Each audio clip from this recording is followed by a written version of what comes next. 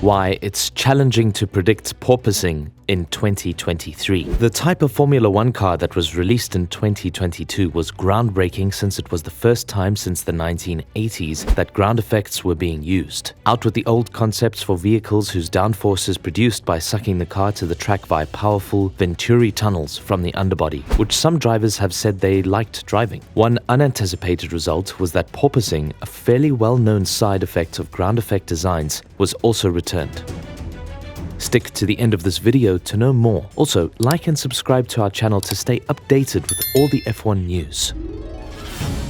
The primary goals of the 2023 Formula One rule changes are to lessen the possibility of porpoising and to control the vertical oscillations, which at times last year severely punished the drivers. The main modification is a 15mm rise in the floorboarders, but teams will need to re-optimize their designs to account for such a substantial shift, which will have a wider impact on car design. The adjustment is made about 1 meter in front of the rear tire. As part of this adjustment, the lowest point of the underfloor tunnels has also been increased by 10mm. The downforce produced by the underfloor and its sensitivity to ground clearance would both be decreased if these modifications were simply applied to the car from last year. That would undoubtedly have an impact on the amount of porpoising. This will take about half a second, according to Nicholas Tombazis of the FIA, but that estimate is made before the area is re-optimized and developed by the team's 500 or so engineers. As each team tries to understand what is the ideal concept, there will undoubtedly be visual alterations to the side pods. However, the most important performance factors are frequently those that are harder to notice, which is especially true for these ground effect cars and their potent underfloors. You will need to work the front corner of the floor more diligently because the back half of the floor side is raised. This implies that the performance of that area and consequently the entire underfloor assembly would be greatly influenced by the leading edge height of the floor as well as the placement and curve of the 4 turning vanes,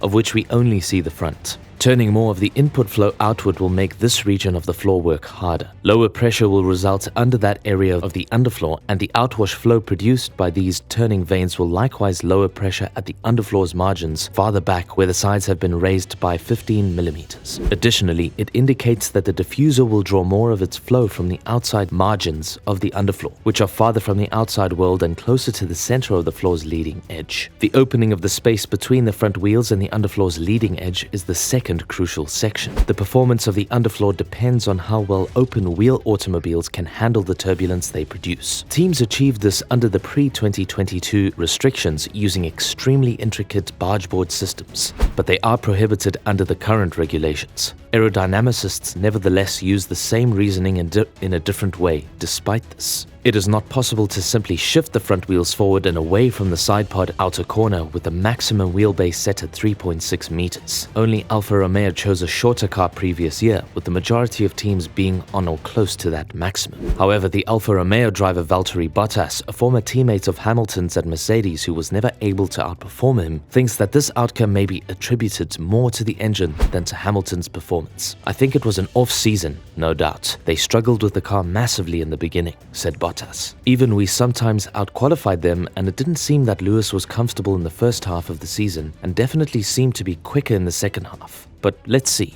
A shorter car has advantages because most of the teams found it difficult to reduce their weight to the permitted level. The weight-to-length ratio varies depending on where in the automobile you are, but using the minimal weight in 2023 of 796 kilograms and a 3.6 meter wheelbase gives you a ratio of 2.21 kilograms per centimeter. Therefore, it would be wise to look into the downforce loss for a little shorter automobile. 5 centimeters shorter, or about 0.3 tenths of a second every lap, might save you up to 11 kilograms if you are over the minimum weight restriction. Not to be taken lightly, as that is probably equivalent to 25 to 30 kilograms of a zero-drag downforce traveling at 250 kilometers per hour or 155 miles per hour. Making the right compromise very early in your design specification is key, as I frequently remark. A solution to shifting the front corner of the side pod further backward to open up that space to the front tire will therefore be high on the priority research list, or at least it would be on mine. Due to where the side impact structures are located, achieving it is difficult. If there is a desire, there is usually a method to accomplish something new, as Mercedes demonstrated by putting the higher forward framework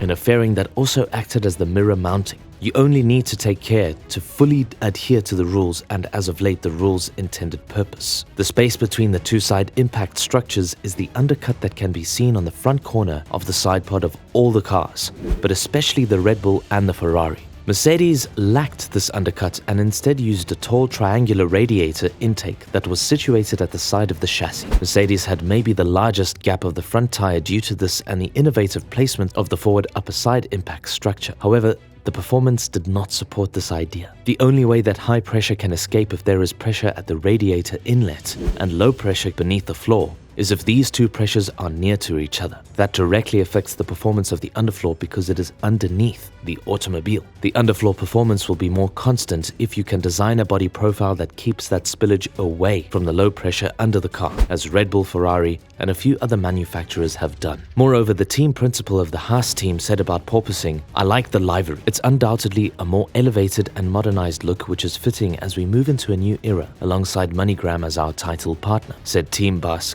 Günther Schneider. "It's an exciting time of year for Formula One, and it's great that we're first out of the gate to showcase our livery. But our attention is firmly on getting the VF23 on track and preparing for the season ahead. The underfloor system's performance will fluctuate because of this flow. Due to the undercut, the main flow structure is not significantly disrupted when this flow travels down the sides of the car. Additionally, it indicates that a sizable portion of the side pod surface is situated farther from the tire. The Red Bull was the deepest if you were to simply take the undercut profile and draw a section line through this region. On the Ferrari though, the trailing edge was far more aggressive. This curve should help to seal the floor moving backwards by combining with the flow created by the vertical turning vanes under the floor. In 2023, we can predict that we will see a variety of aerodynamic solutions in this area. In the 2023 Formula One season, Lewis Hamilton thinks teams like McLaren and Alpine may compete head-to-head with Mercedes, Red Bull, and Ferrari. The brand new technical regulations for Formula One were used for the first time in 2022. But aside from the floor modifications intended to address the problem of porpoising, the regulations are expected to remain mostly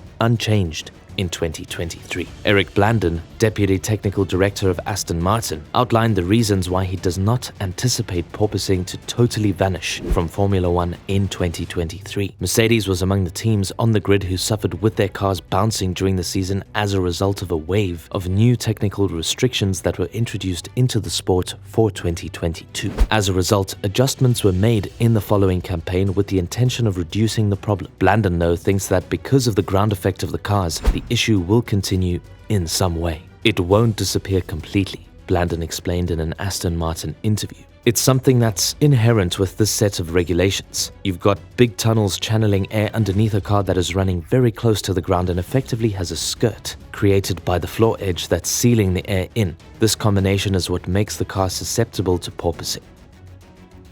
Every F1 car experiences some degree of oscillation, but with the current regulations due to the aerodynamic load and the variation in that aerodynamic load, this oscillation is more pronounced. We have focused on making changes to this year's car that will prevent porpoising, but we can't guarantee they've worked until we test the car on the track. If we do suffer from porpoising, we've got several tools in our armory to combat it.